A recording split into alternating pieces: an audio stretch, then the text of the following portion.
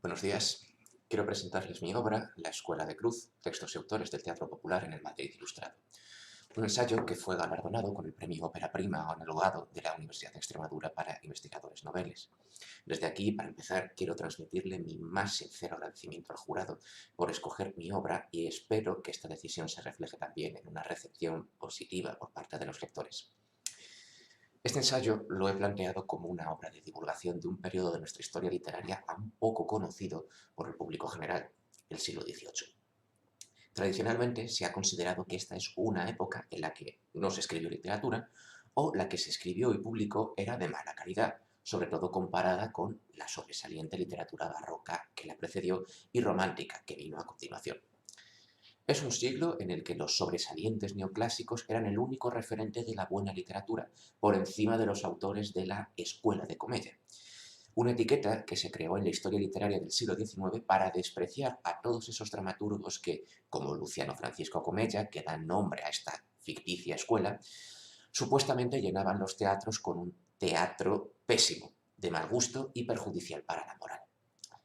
Sin embargo, desde mediados del siglo pasado se han producido importantes avances en la investigación literaria sobre este periodo, que han roto estos prejuicios críticos. Se han descubierto nuevos textos, se han interpretado los ya conocidos desde otras perspectivas y el panorama, por tanto, se ha enriquecido de forma sustancial. Aún así, aún hay dos aspectos en los que aún queda mucho por hacer. Muchos de los autores principales de este periodo aún son desconocidos en cuanto a su biografía, y su obra está aún sin estudiar o editar en su totalidad. Y aún está pendiente una intensa y decidida labor de divulgación de esta época para que el público general supere los prejuicios que todavía perduran.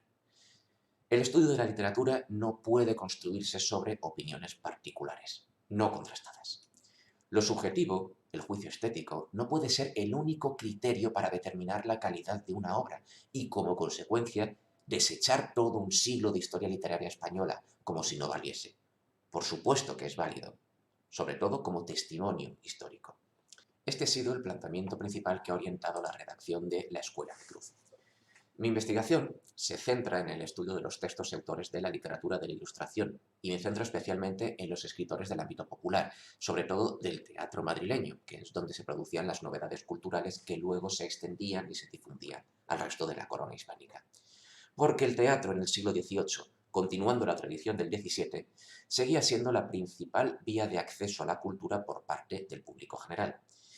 Y es un teatro que debemos tratar desde una mentalidad estética muy diferente a la que hoy en día tenemos. Es, en muchos casos, un teatro concebido como representación, no tanto como literatura.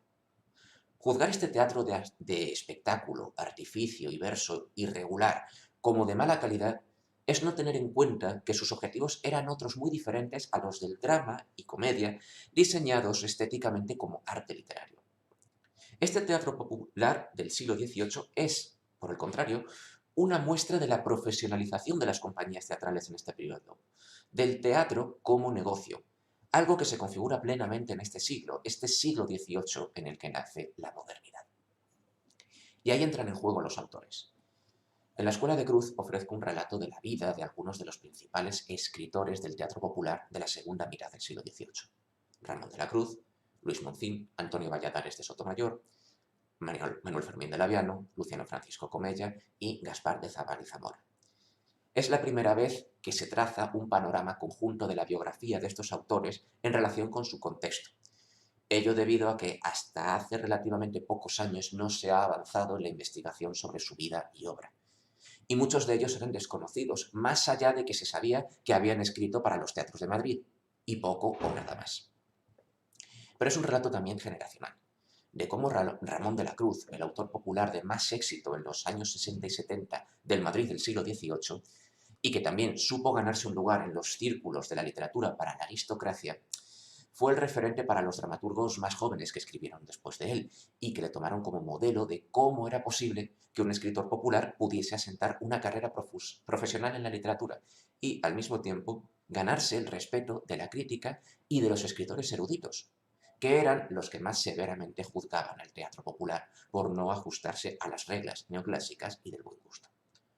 Y es también un relato de enfrentamientos, de cómo Nicolás Fernández de Moratín y su hijo Leandro son, en otro extremo, los referentes de la oposición a este teatro popular.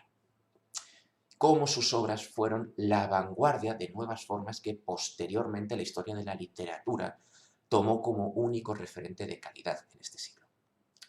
Y en la historia literaria española, el siglo XVIII también presenta enfrentamientos duales que simplifican una realidad compleja, una realidad que no se puede ni reducir a bandos antagónicos, ni, peor aún, al borrado definitivo del canon literario de la producción completa de autores que eran los más leídos o los más representados en escena.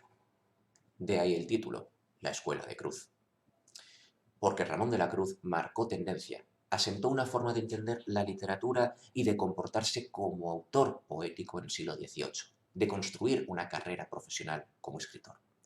Y porque un concepto como escuela de comedia debe superarse en todas sus implicaciones para así progresar en la divulgación de la literatura de este siglo XVIII.